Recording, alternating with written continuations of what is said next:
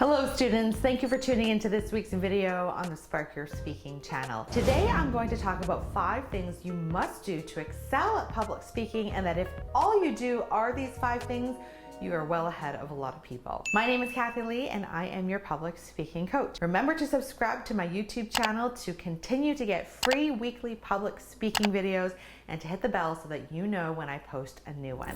I understand that life can be busy and there might not be a lot of time to squeeze in everything you want to do and learn. For some students, public speaking might be high on the agenda and they have lots of time to dedicate to learn and master the skill. But there might be other students who want to improve but don't have a lot of time to practice. I truly believe that any kind of progress is good progress, and every student is going to improve on their own time and at their own pace. But as long as you are moving forward, whether that's in big steps or baby steps, that is totally fine. There are so many skills and concepts to know when it comes to public speaking, and I go into way more depth about that in my online course, Ace Your Public Speaking, that you can get by going to my website, sparkyourspeaking.com. What I've decided to do is pull 5 skills and concepts from Ace Your Public Speaking that I think are impactful and will help you improve.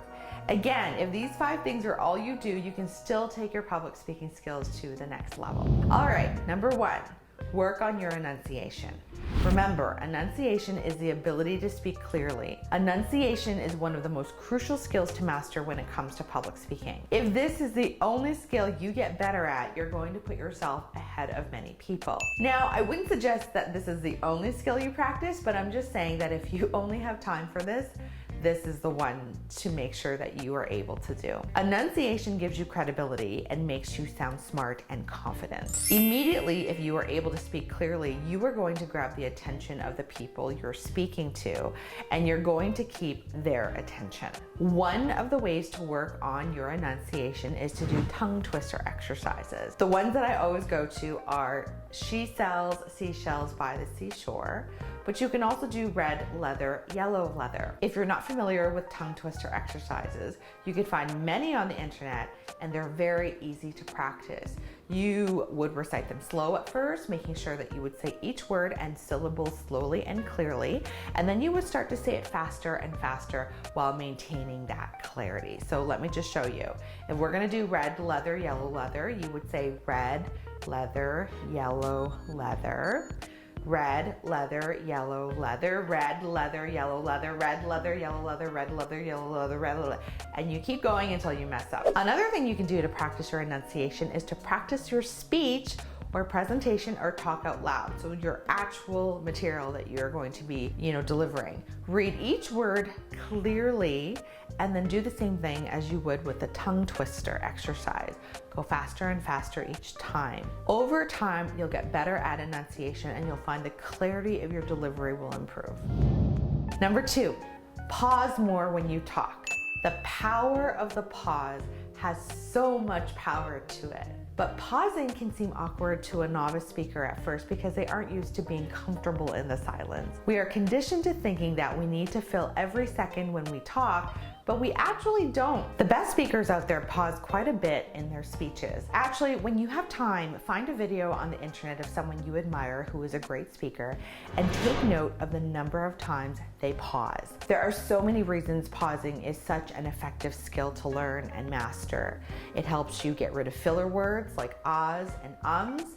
Instead of using those filler words next time, put a pause in its place. Pauses also gives your audience a moment to digest the things that you are saying. If you present a concept or ask a question, stop for a moment and let that idea sink in versus moving on to the next thought. Other useful ways to use a pause is to show emphasis and enhance the clarity of your message. If I'm trying to show the audience that something I'm about to say is important or poignant, usually I slow my rate down a bit and pause right before I say the important thing.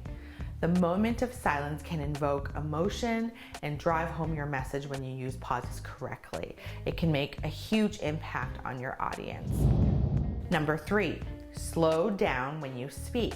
When it comes to how fast or how slow you speak, there isn't a hard and fast rule.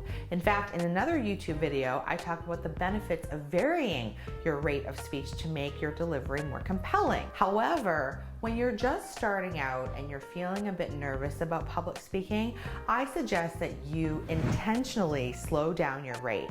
I don't mean exaggerate it and slow it down to the point that it's obvious. I mean slow it down a notch or two. The reason being is because when people are nervous, they automatically start to speak quicker. And when they do that, they might stumble over their words or lose their train of thought or focus. By slowing down a bit, it really just gives you time to process things. Once you get the hang of public speaking and you feel more confident, you can start to quicken up the pace and you can vary the speed as well. Number 4, practice the ad-lib exercise. I think knowing how to ad-lib is so important, and it's such a powerful skill to have in your back pocket, which is why I've included it in this list. Ad-libbing is the ability to speak on the spot without any kind of preparation ahead of time. Imagine you're at a very important meeting and your boss asks you to say a few words or asks you to give your opinion on something. Most people would be so terrified to do that because they didn't prepare any speaking notes. Or maybe you're teaching an online course or you have new content you're putting out on social media and you're doing a live talk. If people ask you questions, you're going to want to know how to respond on the spot as well. In each of these scenarios, ad-libbing is what's going to be a very important skill to have. The best way to get better at ad-libbing is by doing it. One of the exercises I teach my students is to talk about anything for 1 to 2 minutes and time themselves doing that. Now, if you try this exercise, you can be multitasking when you do this as well. You could be running errands, doing the dishes, housework, while you're going for a walk. If you could do the ad-lib exercise once a day, you're going to see a massive improvement. I mean, if you think about it, what's once a day for 1 to 2 minutes? It's really nothing. And finally, record yourself practicing your exercises and skills. All the skills and exercises I've mentioned so far in this video can be easily recorded on your phone. I cannot stress enough how effective recording yourself practicing is. It's not enough to listen to yourself while you're speaking. You need to see and hear yourself because that's going to give you a different perspective of how you come across when you public speak. And that perspective is from another person's.